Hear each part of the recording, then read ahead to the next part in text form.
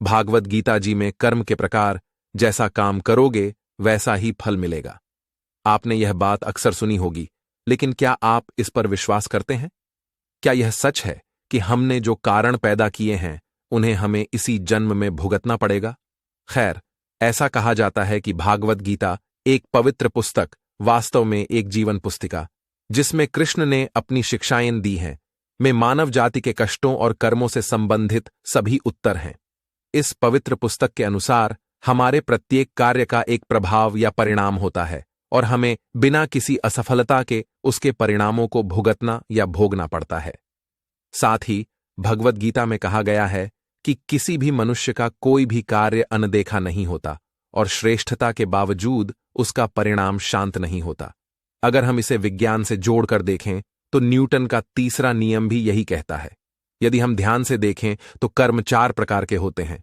भगवत गीता के अनुसार कर्म के प्रकार, संचित कर्म, ये उन कर्मों का परिणाम है जो इस तथा अन्य सभी पिछले जन्मों में एकत्रित किए गए हैं।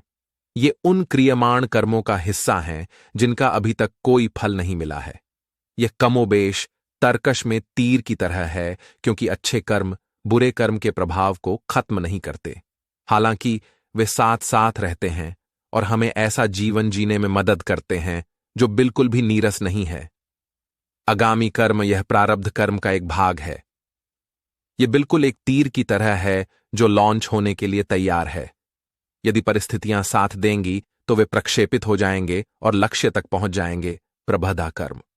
इस प्रकार का कर्म उस तीर की तरह है जो पहले ही धनुष से निकल चुका है और गंतव्य तक पहुंचने वाला है। इसका संबंध उन शब्दों से भी हो सकता है जो बोले गए हैं और किसी भी कीमत पर वापस नहीं लिए जा सकते। क्रियमाण कर्म ये वे कर्म हैं जो हम वर्तमान में करते हैं। इनमें से जो फल देते हैं वे 2 प्रकार के होते हैं। एक तो परिस्थितियों के रूप में, अनुकूल और प्रतिकूल, और दूसरे प्रकार का फल हमारे अंतःकरण में पड़े संस्कारों के रूप में होता है। ये 4 प्रकार के कर्म थे जिनका उल्लेख भागवत गीता और उपनिषदों में मिलता है। हम सभी किसी न किसी प्रकार के कर्म बनाते हैं जिनका परिणाम हमें भुगतना पड़ता है। हालांकि यह अनिवार्य नहीं है कि आपको यह सब झेलना ही पड़ेगा। आप उनमें से कुछ को अकर्मों, व्यक्तिगत लाभ की इच्छा के बिना और केवल दूसरों की सेवा के लिए किए गए कार्य के माध्यम से शांत कर सकते हैं।